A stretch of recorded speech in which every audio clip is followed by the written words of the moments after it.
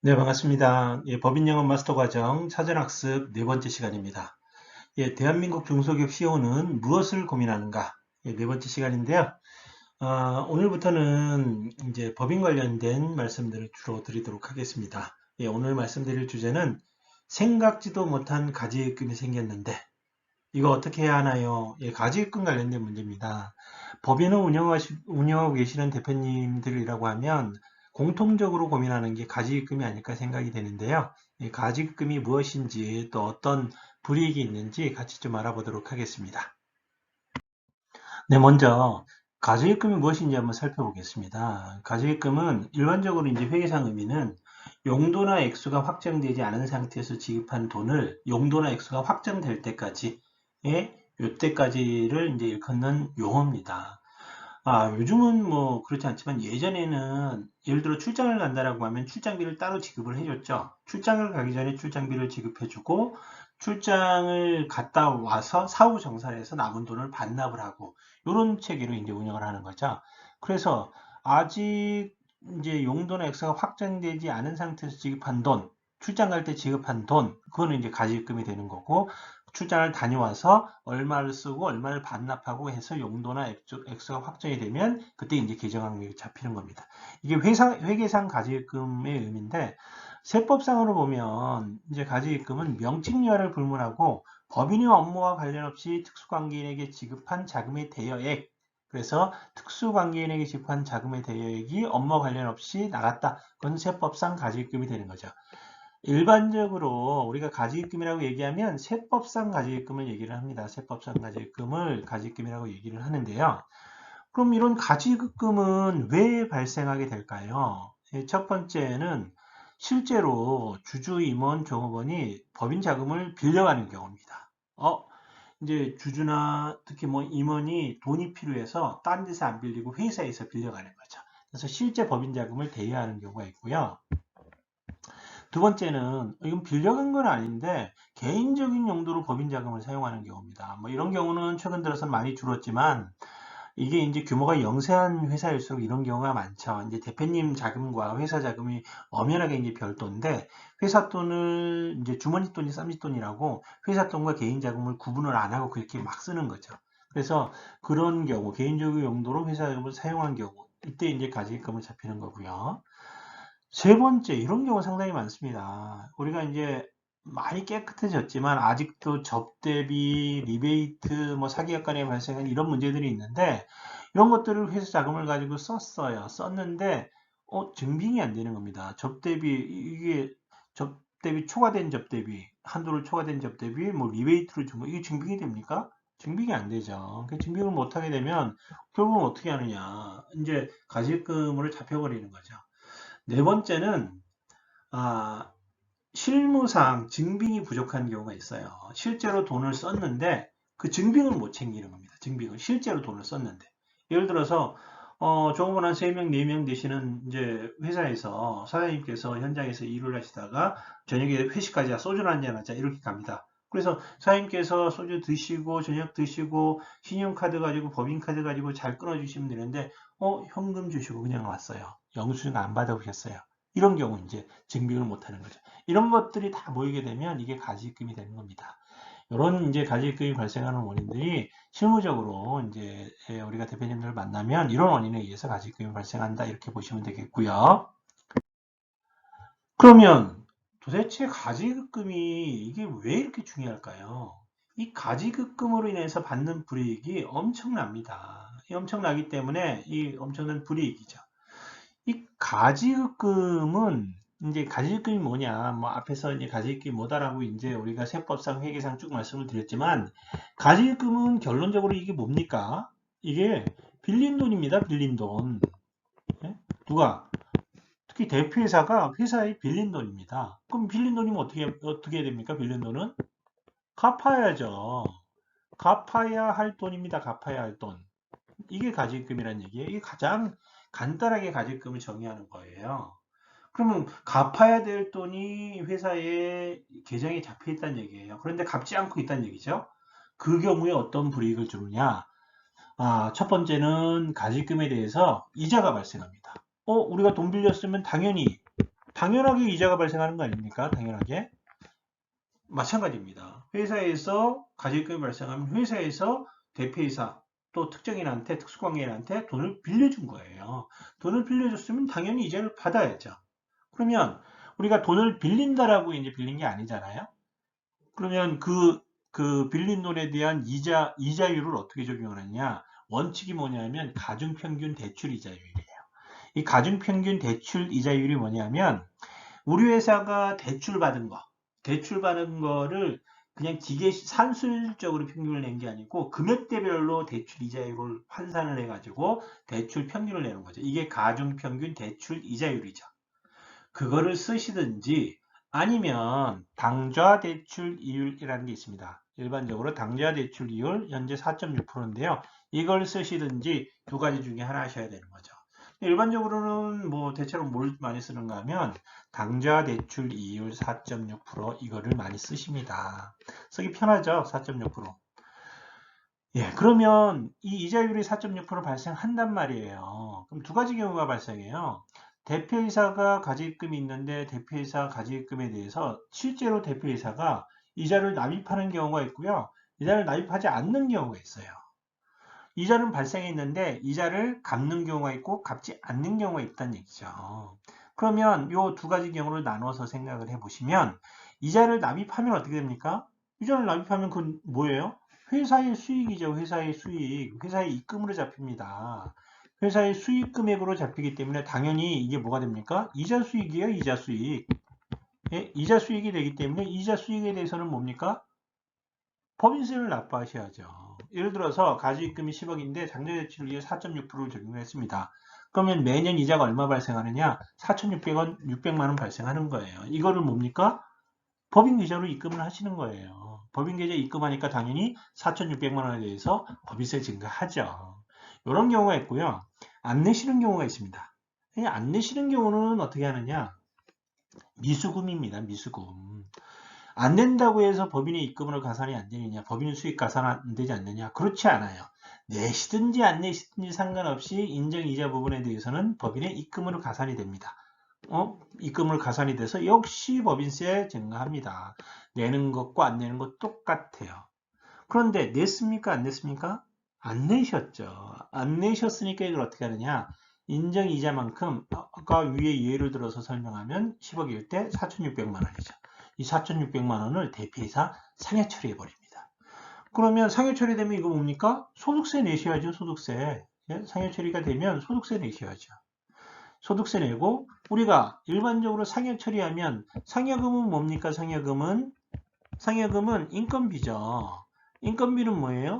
비용으로 처리 가능하죠. 비용 처리 가능한데 이거는 안 내신 거고 이제 불이익을 주는 그런 항목이죠. 비용 처리가 안 됩니다. 그럼 4,600만 원 상여 처리 하더라도 비용 처리 불가하다는 얘기죠. 그래서 안 내시면 이중으로 이제 불이익을 받게 되는 거죠. 이것만 있느냐? 또 있습니다. 예, 두 번째 불이익은요. 정상이자 지급액에 대해서 송금불산입 처리를 합니다. 무슨 말씀이냐? 법인의 대출이 있습니다. 법인 대출이 있으면 이자 상당액은 송금 처리하죠. 왜? 우리가 사업을 하려고 돈을 빌렸어요. 돈을 빌렸으니까 빌린 돈에 대한 이자가 발생하면 그건 당연히 송금 처리하는 거죠. 당연히 송금 처리하는데 그 중에 가지금 상당액만큼은 대출 이자를 송금 불산입 처리한다는 얘기입니다. 무슨 얘기냐? 돈 안 빌려도 되는데 가지입금 때문에 쓸데없이 불필요한 대출을 발생시켰다라는 거예요. 예를 들어서 법인이 총 대출금이 20억입니다. 20억에 평균 이자율이 4%예요. 4%면 우리가 매년 8천만 원을 비용 처리할 수가 있습니다. 8천만 원을. 비용 처리할 수가 있는데 우리 회사 가지입금이 10억이에요. 10억이면 20억 중에 10억이죠. 절반은 비용 처리 안 해준다는 얘기예요. 8천만 원 중에 절반, 4천만 원 상당은 비용으로 불인정한다는 얘기죠. 그래서 가지입금이 없으면 당연히 8천만 원 비용을 인정받는 걸 가지입금 10억 때문에 비용 인정 못 받는 겁니다. 세 번째 불이익은요. 대손 처리 불가입니다. 이 대손 처리가 뭡니까? 못 받을 돈이 생겼다는 얘기죠. 못 받을 돈을 그냥 떨어버리는 게 대손 생각하는 거죠. 대표이사 가지입금은요, 상환 능력이 없더라도 부실채권이라는 사유로 대손상각 처리되지 않습니다. 그래서 이게 또 불이익이고, 네 번째 불이익은 가압승계할 때 사업용 자산에서 제외가 됩니다. 우리가 가압상속공제를 받죠. 가압상속공제는 사업용 자산에서만 대해서만 가압상속공제를 해주는 거예요. 그런데 이 가지금 상당액은 사업용 자산에 제외를 시켜버립니다. 제외되니까 뭡니까? 가압상속공제 못 받는 거죠. 아이고, 또 다섯 번째 또 있습니다. 특수관계 종료 시 미상환 가지금 처리를 어떻게 하느냐. 특수관계가 소멸하는 날까지, 특수관계가 언제 소멸합니까? 대표이사하고 법인하고 특수관계가 언제 소멸을 해요? 예? 지분을 팔아버리고, 회사를 퇴직하고 지분을 팔아버리고. 그럼 특수관계 소멸하죠. 그래서 매각을 한다든지, 아니면 돌아가신다든지. 그러면 특수관계가 소멸하는 거죠. 그때까지 회수하지 않은 가지입금은 어떻게 하느냐? 해당 가지입금을 소득처분하라고 되어 있습니다. 소득처분만 하느냐? 사용처가 불분명한 가지입금은 추정상속재산이 돼서 상속세까지 과세가 되는 게 특수관계 종료 시 미상환 가지입금의 처리 방법이란 얘기죠. 이거는 나중에 본 강의를 할 때 이 부분에 대해서 한 번 더 말씀을 드릴게요. 마지막으로 여섯 번째, 가지입금이 많으면 세무서에서 나올 가능성이 커요. 이제 가지입금이 뭡니까? 회사 자산을 대표이사가 많이 가져갔다는 얘기예요. 많이 빌려갔다는 얘기입니다. 그러면 뭡니까? 때에 따라서는 배임이나 횡령이 될 수가 있고 회사가 부실할 수가 있죠. 그 부분에 대해서 세무당국이 세무조사 나올 가능성이 커진다는 얘기죠. 그러니까 이런 수많은 가지입금에 대한 불이익을 받기 때문에 대표님들께서 어떻게 하시는가 하면 가지입금을 없애려고 해요. 숨기려고 합니다. 가지입금을. 예, 가지입금을 정리를 하려고 하는데 가지입금 정리의 원칙입니다. 지금 수많은 컨설팅 하시는 분들이 가지입금에 대해서 컨설팅을 많이 하십니다. 그런데 제대로 컨설팅을 해주시는 분도 계시는데 그렇지 않은 분도 상당히 많아요. 대표님들께서 어떻게 생각하셔야 되는가 하면 가지입금 이거요. 가지입금 아까 뭐라 그랬습니까? 빌린 돈이라고 말씀드렸어요. 빌린 돈. 빌린 돈은 어떻게 해야 돼요? 대원칙이 갚아야 합니다. 갚아야 하는데 대표님들께서 이 생각을 안 가지고 계시고 다른 방법을 통해서 한꺼번에 막 정리를 하려고 하신단 말이죠. 그래서 기본적으로 특수한 경우가 아니면 이거 한꺼번에 정리하기 참 힘든 방법이다. 힘들다라고 이제 보셔야 되고요. 합법적인 방법을 통해서 가지입금을 정리를 하시는데 어떻게 하면 세부담을 최소화시킬 건지 이거 고민을 하셔야 되는 거고요. 가지입금을 결국은 갚아야 되는 거예요. 지금 다양한 방법이 나오는데 결국은 갚는 얘기입니다. 갚는 걸 어떤 방법을 써서 갚는 형태로 갈 거냐라는 얘기죠. 장기적인 계획, 단기적인 계획, 상환 계획을 세우셔야 돼요. 그리고 갑작스럽게 일시상환에 대한 리스크를 대비하셔야 되는 거죠. 갑작스럽게 일시상환을 해야 되는 때가 발생해요. 네 번째는 가품은 뭐합니까? 계속 발생하는데 더 이상 가지입금이 늘어나지 않도록 철저하게 관리하는 게 필요한 거죠. 그래서 이런 가지입금 정리 원칙을 가지고요. 가지입금 정리를 하셔야 되는데 그 플로어를 한번 보시죠. 예, 가지입금 정리는요. 1단계 가장 처음에 이제 뭘 해야 되느냐 하면 가지입금의 규모와 발생 원인을 파악을 해야 돼요. 가지입금이 뭐라 그랬어요? 빚이라고 생각하시면 돼요. 빚. 개인하고 똑같습니다. 개인하고. 가지입금이요. 가지입금을 갚아야겠다. 빚을 갚아야겠다. 이 얘기예요. 그럼 빚을 갚으려고 하면 빚이 얼마인지를 먼저 알아야 되죠. 그리고 이 빚이 왜 생겼는지 더 이상 생기지 않도록 하려고 하면 왜 생기는지를 알아야 되는 거죠. 이거 먼저 파악하는 게 1단계입니다. 그 다음에요. 이거 빨리 갚을 수 있으면 빨리 갚아야 되죠. 단기적으로 정리할 방법이 있는지 모색을 하셔야 되고요. 단기적으로 정리하기 힘들다라고 하면 장기적으로 결국은 갚아야 되는데 차근차근 갚아 나가자는 얘기죠. 장기적으로 처리할 수 있는 방법을 모색을 하시고 마지막에 이게 해결이 되면 뭡니까? 예, 향후 가지입금 억제 대책을 가져가셔야 돼요. 억제 대책을 가져가려고 하면 뭐가 필요합니까? 발생 원인에 대한 파악이 돼야지 억제 대책을 가져갈 수가 있는 거죠. 그래서 이런 프로세스를 가지고 가지입금 정리하겠다라는 생각을 가지고 진행을 하셔야 되는 거죠. 예, 그럼 가지입금 단기적으로 해결할 수 있는 방안이 뭘까요? 가지입금 갚아야 됩니다. 단기적으로 어떻게 해결해요? 우리가 빚이 있어요. 대출이 많습니다. 단기적으로 갚을 수 있는 방법이 뭐가 있습니까? 해결할 수 있는 방법이? 기존에 가지고 있는 걸 주로 팔아서 갚는 방법이에요. 여러 가지 방법이 있는데 첫 번째는 일단은 배당금을 활용하는 거예요. 우리 대표님도 가끔 이런 경우가 많습니다. 내가 배당소득세 좀 부담을 하더라도 2천만 원 넘어가면 금융소득 종합과세 대상이죠. 나머지 소득과 합산과세가 되는 거죠.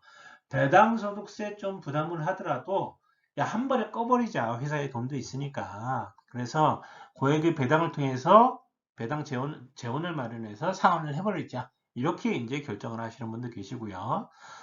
그 다음부터 이제 또 팔 수 있는 걸 찾아보는 겁니다. 팔 수 있는 걸 찾아보니까 가장 눈에 띄는 게 뭐냐면, 우리 회사 주식이에요. 내가 거의 100% 가지고 있는 우리 회사 주식 중에 일부를 다시 회사한테 자기 주식 형태로 취득하게끔 해서 상환자금을 마련해서 가지금을 끄겠다. 이런 생각을 가지고 계신 분들 많고요.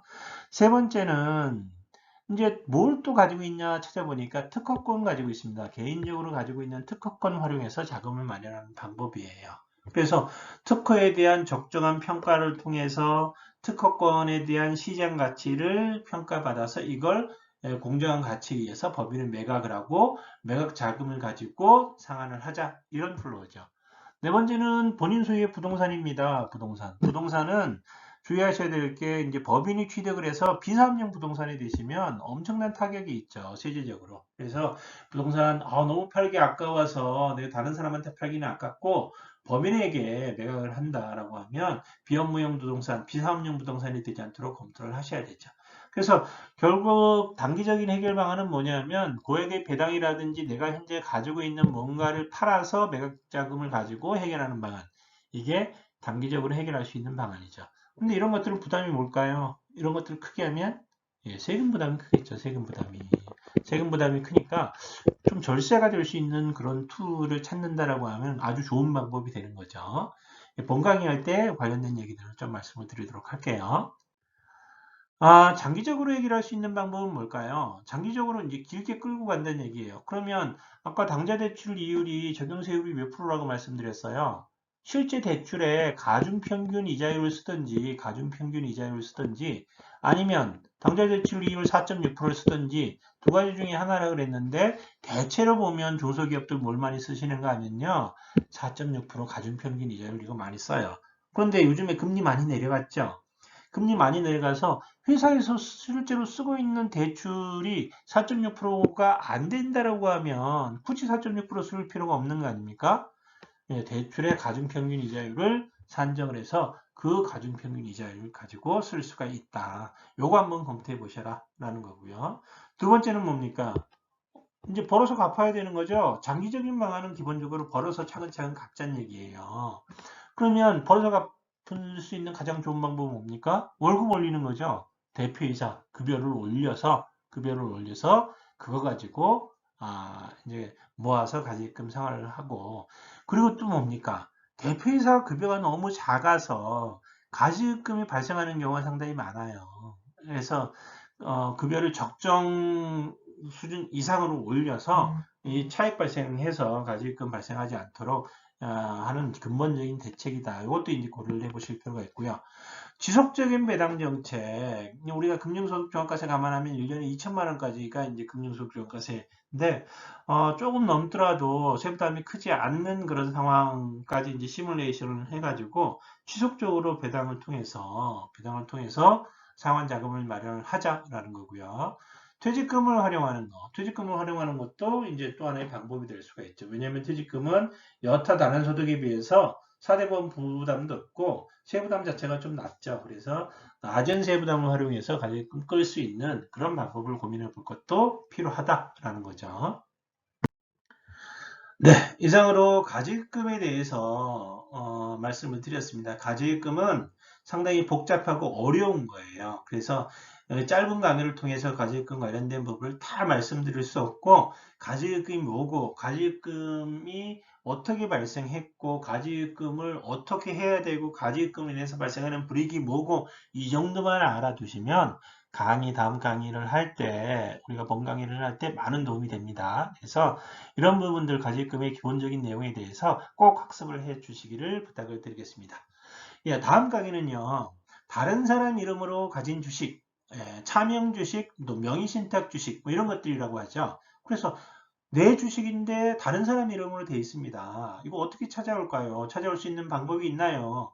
또 이 문제를 가지고 있는 우리 회사들이 상당히 많아요. 우리 거래처들이 상당히 많습니다. 그래서 그런 회사들 대표님들 만나면 우리가 할 수 있는 얘기들을 같이 한번 살펴보도록 하겠습니다. 네, 강의 들어주셔서 감사합니다. 다음 영상에서 찾아뵙도록 하겠습니다. 고맙습니다.